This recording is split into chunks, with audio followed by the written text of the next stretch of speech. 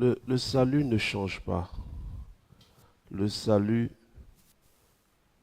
n'a pas évolué dans le sens d'une évolution, mais le salut s'est affermi et s'est répandu. Parce que dans l'ancienne alliance, c'est comme si le salut n'était qu'attribué aux Juifs. Puisqu'on parle du peuple d'Israël, on ne parle pas des Baoulés, on ne parle pas des Agnis, on ne parle pas des Congolais, on ne parle pas des Béninois, on ne parle pas des Ivoiriens, on parle du peuple d'Israël. C'était le Dieu d'Abraham, pas le Dieu de Kofi. C'était le Dieu d'Isaac, le Dieu de Jacob.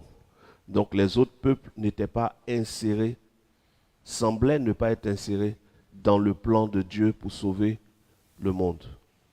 Et tel que les choses ont été présentées, c'est comme si Dieu, pour sauver le monde, a commencé par un peuple.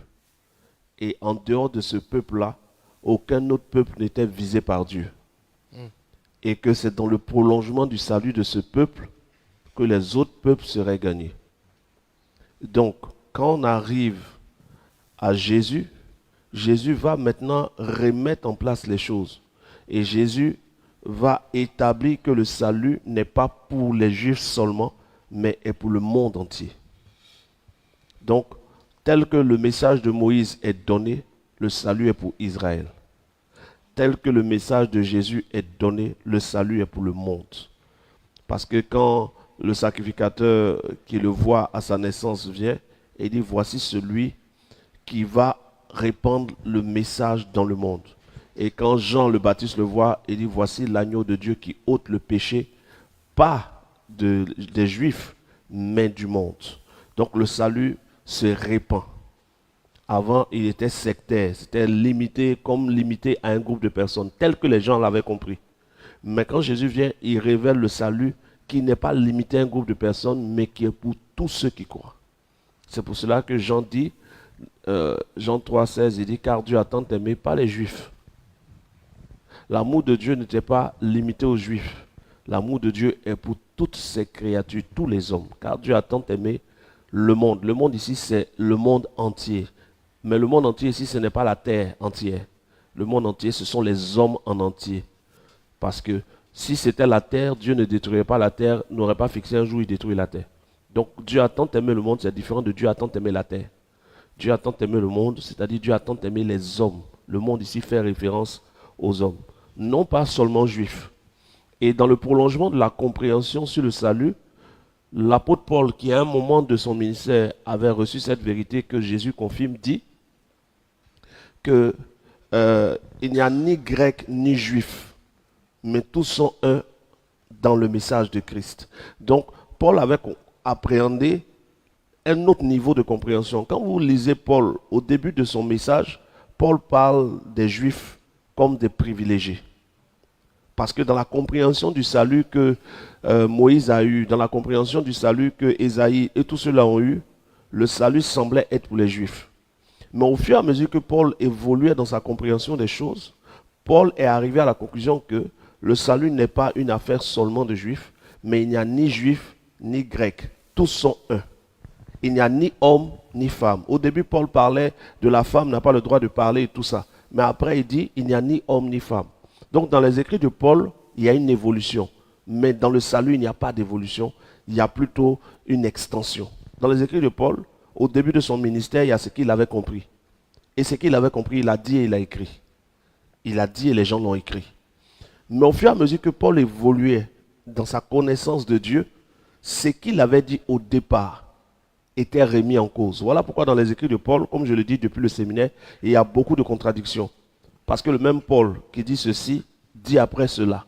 Parce que dans la marche d'un homme de Dieu, il y a ce qu'il comprend hier et il y a ce qu'il comprend demain. Paul dit, quand j'étais enfant, je pensais comme un enfant, je parlais comme un enfant. 1 Corinthiens chapitre 13. Mais au fur et à mesure que j'évolue, ma compréhension aussi évolue. Donc Paul, en évoluant dans son ministère, a compris des choses qu'il n'avait pas compris avant.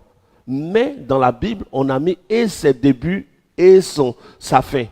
Donc toutes les paroles de Paul ont été regroupées dans la Bible, mélangées. De telle sorte que même ce que Paul, après, savait qui était faux, était quand même dans le livre. Voilà. Donc Paul a eu une ascendance. Il a évolué dans sa compréhension. Et il a compris que le salut n'était pas une affaire de juifs, mais c'était une affaire de toute la terre, tout le monde. Ok. Donc, au temps d'Israël, le salut semblait être sectaire.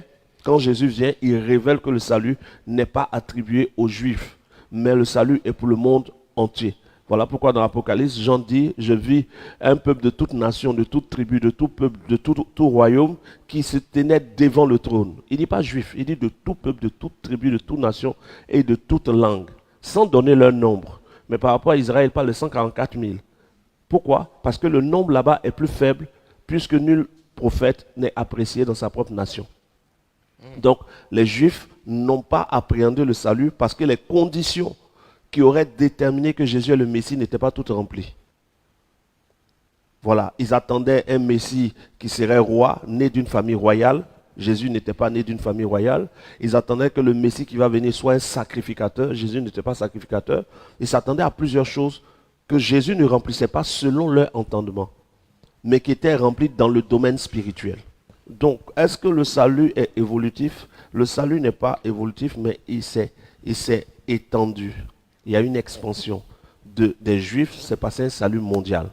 Et à la base, ce n'était pas un salut des Juifs, c'était un salut mondial. Mais les Juifs, ayant rencontré Dieu, l'ont pris comme leur Dieu et non le Dieu du monde. Pourtant, Yahweh n'était pas le Dieu des Juifs, mais c'est le Dieu de l'univers, pas des Juifs. Maintenant, on a l'impression que le salut a évolué parce que la compréhension du salut a été mieux appréhendée. Donc, le salut s'est étendu, le salut semble évoluer parce que dès le début du plan du salut, il y a eu beaucoup d'incompréhension sur le but de Dieu et sur le salut.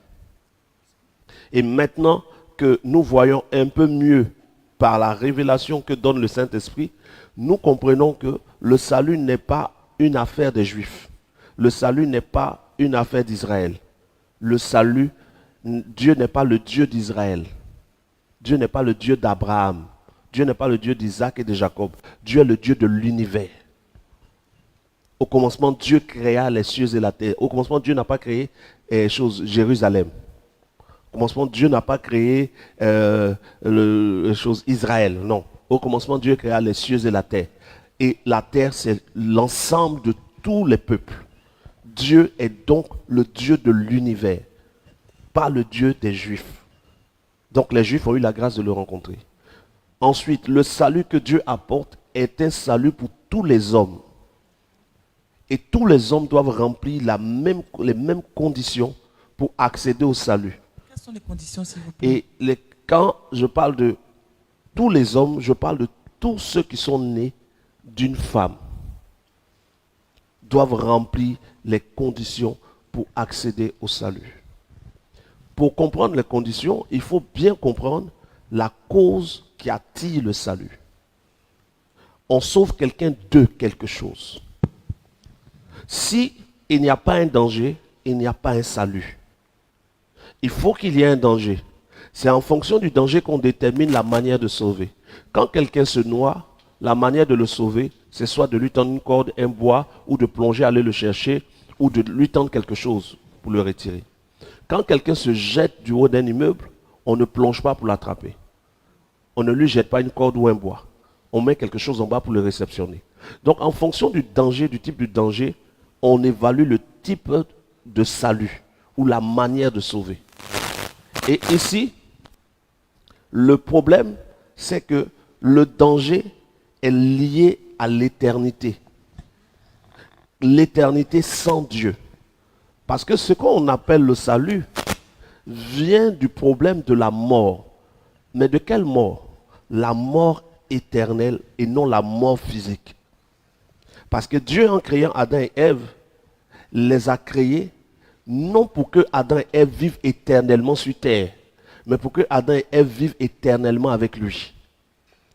Donc Dieu les crée, il crée Adam et Ève qui sont les premiers hommes avec un composant périssable qu'on appelle le corps. Parce que Dieu crée l'homme de la poussière de la terre et il met en lui le souffle, c'est-à-dire le roi, c'est-à-dire l'esprit, et l'homme devint une âme. L'âme, c'est le corps rempli de l'esprit. Donc quand l'esprit est dans le corps, l'ensemble des deux s'appelle l'âme. Et quand un homme meurt, son corps périssable retourne à la poussière et son esprit monte vers Dieu. On dit qu'il a rendu l'âme. Rendre l'âme, c'est la séparation du corps et de l'esprit. Donc, dans la composition de l'être humain, quand Dieu crée l'homme à son image, Dieu fusionne deux choses. Un élément périssable, un élément éternel. L'élément périssable, c'est le corps. L'élément éternel, c'est l'esprit. Et les deux associés forment une âme vivante. Dieu créa l'homme de la poussière de la terre, il mit en lui un souffle et l'homme devint. Si c'était une formule mathématique, le corps serait 1, l'esprit serait 1. Donc on va dire le corps 1 plus l'esprit 1 est égal à 2. Donc le corps plus l'esprit devint, c'est est égal à 2 qui est l'âme. L'âme est le résultat ou la résultante de l'esprit dans le corps. Beaucoup, vous allez entendre beaucoup d'hommes de Dieu vous dire l'homme est corps, âme et esprit. Mais quand vous leur demandez, quand quelqu'un meurt, son esprit va où, son âme va où? Ils ne savent pas quoi vous répondre. Parce que ce n'est pas vrai. Dans certaines traductions, vous voyez que tout votre être, le corps, l'âme et l'esprit. Pourquoi vous pouvez voir cela dans vos Bibles? Parce que toute traduction de la Bible dépend du bord de celui qui traduit. Si celui qui traduit croit que l'homme est corps, âme et esprit, et qu'il lit sans trouver âme dedans, il ajoute. Parce qu'il se dit que ceux qui n'ont pas mis ne connaissent pas la vérité. Et donc, beaucoup de versions, vous allez voir des choses ajoutées. Mais quand vous prenez Genèse, dans toutes les Bibles, même les Bibles les plus trafiquées, dans Genèse, vous voyez bien que Dieu créa l'homme de la poussière de la terre. Il mit en lui un souffle et l'homme devint. L'homme devint une âme. L'âme est la résultante de l'esprit dans le corps. Donc, Dieu crée l'homme de deux parties, une partie matérielle et périssable, une partie immatérielle et éternelle. La partie matérielle et périssable, c'est le corps. La partie immatérielle et éternelle, c'est l'esprit. Et donc, quand on parle du salut, le salut va prendre en compte quoi? Le fait que l'homme va perdre quelque chose d'éternel. Qu'est-ce que l'homme va perdre? L'homme, par la désobéissance qu'il a manifestée, c'est-à-dire Adam et Ève par leur désobéissance, vont être chassés de la présence de Dieu. On appelle ça l'effet immédiat de la désobéissance. Mais l'effet immédiat, c'est qu'ils sont chassés de la présence de Dieu. Et le fait qu'ils sont chassés de la présence de Dieu équivaut au fait que Dieu leur ait dit, le jour où vous mangez de l'arbre de la connaissance du bien et du mal, vous mourrez. Dès qu'ils en mangent, Dieu les chasse. Qu'est-ce que la mort dont Dieu parlait le jour où ils en mangeraient? C'est la séparation d'avec Dieu qui était cette mort qu'il avait annoncée. Et non la mort physique. Parce que quel que soit le nombre d'années qu'un homme fait sur terre, le corps est créé périssable. Donc la mort physique n'est pas une conséquence du péché. La mort éternelle est une conséquence du péché. Donc quand l'homme vient à désobéir, Dieu lui dit, le jour où tu en mangeras, tu mourras. Mais on se rend compte que même quand Adam mange, quand Ève mange, il ne meurt pas. C'est après même avoir mangé que Ève va tomber enceinte. C'est après avoir mangé que Ève met au monde Caïn et Abel. Après avoir mangé, Adam et Ève vont faire plus de 600 ans de vie. Plus de 600 ans en train de vivre pendant que le texte disait, le jour où vous en mangerez. Le jour. Pas le temps après. C'est le jour où vous en mangerez, vous mourrez. Effet immédiat. Mais quand ils ont mangé, effet immédiat, ils ont été chassés. Le fait qu'ils aient été chassés est appelé la mort dont Dieu parlait. La séparation d'avec Dieu. Donc le salut, c'est de sauver ou de ramener ceux qui sont morts à la vie. Mais à quelle vie? Si la mort, c'est d'être séparé de Dieu, la vie, c'est de revenir avec Dieu. Donc quand on parle du salut, les conditions du salut vont nous être énumérées pour nous ramener avec Dieu. Qu'est-ce qui était avant qu'Adam et Ève ne mangent? Adam et Ève parlaient avec Dieu. Ils entendaient la voix de Dieu. Adam et Ève ne lisaient pas un livre. Adam et Ève entendaient la voix de Dieu. Adam et Ève parlaient à Dieu. Dieu rendait visite à Adam et Ève. Ce que Dieu ne voulait pas, Dieu le leur disait. Il y avait une communion entre Adam, Ève et Dieu. Et quand ils désobéissent, Dieu les chasse de sa présence. On dit qu'ils sont morts spirituellement. Le corps est périssable et forcément un jour il tombe. Même étant en communion avec Dieu constamment, le corps va tomber parce qu'il a été créé périssable. Mais l'esprit est créé éternel. Et donc la mort spirituelle, c'est d'être séparé de Dieu. Qu'est-ce que Dieu donc va faire? Dieu va mettre en place le moyen de ramener l'homme en communion avec lui. Comment est-ce que l'homme s'est séparé de Dieu? C'est en désobéissant. Comment l'homme revient en communion avec Dieu? C'est en obéissant. Il n'y a pas une histoire de sang.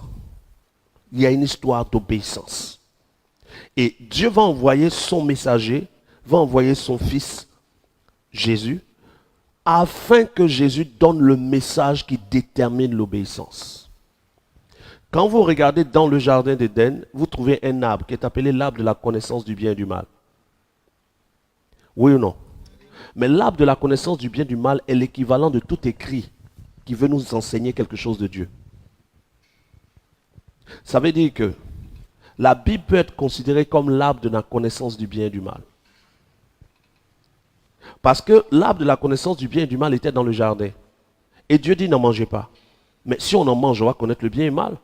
Quand je lis ma Bible, je sais ce qui est bon, ce qui est mauvais, grâce à ma lecture.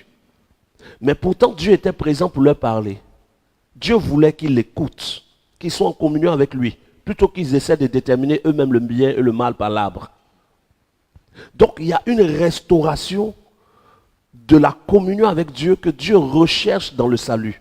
Et non un moyen que Dieu veut nous donner pour être sauvé. Le moyen que Dieu met en place est pour que l'homme rentre en communion avec lui. Et non pour que l'homme trouve des moyens pour atteindre le ciel.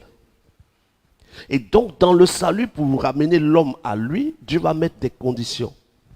Et de même que il y avait un arbre de la connaissance du bien et du mal. Et qu'on leur avait dit, le jour où vous en mangerez, vous serez éloignés de Dieu, vous allez mourir spirituellement. Dieu envoie Jésus qui va donner une parole qui oblige les désobéissants à manifester leur obéissance. Il dit, celui qui écoute ma parole et obéit est celui qui va rentrer dans la vie éternelle. La vie éternelle, c'est quoi? C'est de connaître Dieu et d'être en communion avec lui. Jean chapitre 17, verset 3. Il dit, Père, la vie éternelle, c'est qu'ils te connaissent toi et le message que tu m'as donné pour eux. Dans certaines versions, vous allez voir, la vie éternelle, c'est qu'ils te connaissent toi, le seul vrai Dieu et Jésus. Mais ici, dans les versions, vous voyez que la vie éternelle, c'est qu'on connaisse le seul vrai Dieu et Jésus. Ce sont des versions traduites par des personnes qui ont modifié certaines parties. Parce que le monde entier connaît Jésus aujourd'hui. Le monde entier sait que Jésus a existé, mais le monde entier ne sera pas sauvé. Qu'est-ce qu'il faut connaître pour être sauvé? Pas Jésus en tant que personne, mais le message de Jésus et y obéir. Donc le salut, c'est de connaître le vrai Dieu et la parole que Jésus a annoncée et y obéir. Jean chapitre 17, verset 3. Donc, quand je veux être sauvé, ça sous-entend, je veux retourner en communion avec Dieu. Je veux être sauvé n'est pas égal, je veux rentrer dans le ciel. Le message qu'on donne aux gens, c'est rentrer dans le ciel. Pour rentrer dans le ciel et éviter l'enfer, voici ce qu'il faut faire. Non. Les vrais rachetés sont ceux qui ont eu envie d'être en communion avec Dieu. Parce que le salut, c'est d'être en communion avec Dieu. Ce n'est pas de fuir l'enfer. Ce n'est pas d'avoir peur de l'enfer. Ce n'est pas de dire, je veux être au ciel, c'est le plus important. Qu'est-ce qu'il doit faire pour être au ciel? Tous ceux qui cherchent comment faire pour être au ciel échouent dans leur quête du salut. Mais ceux qui cherchent comment faire pour être en communion avec Dieu rentrent dans le vrai salut. Parce qu'il y a le faux salut. Et donc, au moment où tu comprends le problème, tu peux comprendre la solution. Le problème, c'est que Adam et Ève ont été retirés de la présence de Dieu, ce qu'on appelle la mort. Donc la vie éternelle, c'est de retourner dans la présence de Dieu. Et dans la présence de Dieu, Adam et Ève étaient en communion avec Dieu. Dieu parlait à Adam et Ève et ils obéissaient à ce que Dieu leur disait. Le jour où Dieu disait, vous pouvez courir, alors ils courent s'ils ont envie. Le jour où Dieu disait, aujourd'hui vous ne courez pas, même si hier on a couru et que ce n'était pas mauvais. Dieu peut dire aujourd'hui que c'est mauvais de courir. Ils étaient en communion avec la source de la vie. Mais Dans le faux message, on a établi des dogmes. Ça c'est mauvais, ça c'est mauvais, ça c'est ça c'est bon, ça c'est bon. Et les hommes n'ont plus de communion avec Dieu. Ils ont la communion avec un livre qu'on appelle la Bible, qu'on ne fait que lire. On choisit ce qu'on va lire, tu choisis ce que tu vas lire. Et comme on dit, la foi vient de ce qu'on entend. Et quand je le dis, les gens disent, mais quand je lis, j'entends. Quel est ce Dieu dont toi tu choisis les mots? Parce que le jour où tu lis la Bible, c'est toi qui choisis où tu lis. Donc le jour où tu veux que Dieu, si tu maîtrises bien la Bible, le jour où tu veux que Dieu te dise je t'aime, tu lis là où il a dit je t'aime. C'est comme si tu mets une cassette, tu as pu play. Et tu écoutes, tu dis non, les Rolling Stones ont chanté pour toi. Non, ils n'ont pas chanté pour toi, ils ont chanté un concert, c'est toi qui as appuyé play. Le jour-là, tout ce qu'ils ont fait ne te concernait pas. Donc les gens sont devenus des lecteurs. Ils se répandent d'après eux, ils sont baptisés d'après eux. Quoi, on espère même qu'ils ont le vrai baptême. D'après eux, ensuite, ils commencent à lire la Bible. Ils se rendent à l'église les dimanches, ils rentrent chez eux, ils vivent leur vie, ils attendent que le ciel vienne, l'enlèvement arrive et qu'ils partent au ciel. Et ils disent qu'ils sont sauvés. Non, le vrai salut, ce n'est pas l'envie d'entrer dans le ciel. Le vrai salut, c'est l'envie d'être en communion avec le vrai Dieu. Donc, pour être en communion avec ce vrai Dieu, dans le plan du salut, Dieu envoie Jésus qui nous donne un message auquel il faut obéir. Et dans ce message, on parle de repentance. Repentance, c'est quoi? C'est l'action du Saint-Esprit sur nos cœurs. Quand je dis cœur ici, je parle d'esprit, qui nous convainc que nous sommes éloignés de Dieu. Et qui nous donne envie de se remettre avec Dieu. Et au moment où nous sommes repentants, personne ne voit notre repentance. La repentance est une action invisible du Saint-Esprit dans le cœur de quelqu'un. Maintenant, quand cette action est dans le cœur de quelqu'un, en lui, il a des désirs. La vraie repentance pousse à des actions. La fausse repentance pousse à des larmes. Donc, le vrai repentant est celui qui demande qu'est-ce que je dois faire. La fausse repentance, il est abattu. Oh, pourquoi j'ai fait ça? Pourquoi? Mais il refait. La vraie repentance pousse à des actions. Et quand le vrai Saint-Esprit pose dans ton cœur la vraie repentance, ça te pousse à te poser des questions. Que dois-je faire? Voici ce que Dieu me reproche. Je l'ai entendu dans une prédication. Tu peux entendre dans un message ce que Dieu te reproche. Tu peux entendre dans une prédication ou dans toi-même ton cœur, Dieu peut le dire. Et quand tu le sais, tu cherches maintenant les actions à poser pour que Dieu ne te reproche plus ça. Si c'était le vol, tu ne dois plus voler. Et donc, au moment où tu es repentant, tu vas confesser ce que tu as fait. Deuxième étape du salut. Première étape, la repentance. Deuxième étape, la confession. Quand tu finis de confesser ce que tu as fait, tu n'es pas encore sauvé. Quand tu es repentant, première étape, tu n'es pas encore sauvé. Quand tu confesses, tu n'es pas encore sauvé. On va maintenant te baptiser. Quand on finit de te baptiser, tu n'es pas encore sauvé. Tu es toujours dans le processus du salut. À quel moment ton salut va être scellé? Quand après ton baptême, l'épreuve du salut va arriver. L'épreuve du salut est égale au cycle du pardon. C'est-à-dire, l'épreuve du salut, c'est, tu dis, je veux suivre Dieu maintenant. Tu t'es repenti. Nous, on n'a pas vu, mais on a vu ta confession. Et quand tu finis de te confesser, on t'a plongé dans l'eau du baptême. Ton baptême est un témoignage visible de ta bonne conscience. Mais le baptême ne t'introduit pas directement dans le salut. Maintenant que tu es baptisé, tu vas rentrer chez toi. Tes amis t'attendent. Tes partenaires t'attendent. Ceux avec qui tu voles t'attendent. Ceux avec qui tu mentais t'attendent. Tout le monde t'attend. Et Dieu, les anges, le diable et les démons observent. Quelles seront tes actions après ce baptême?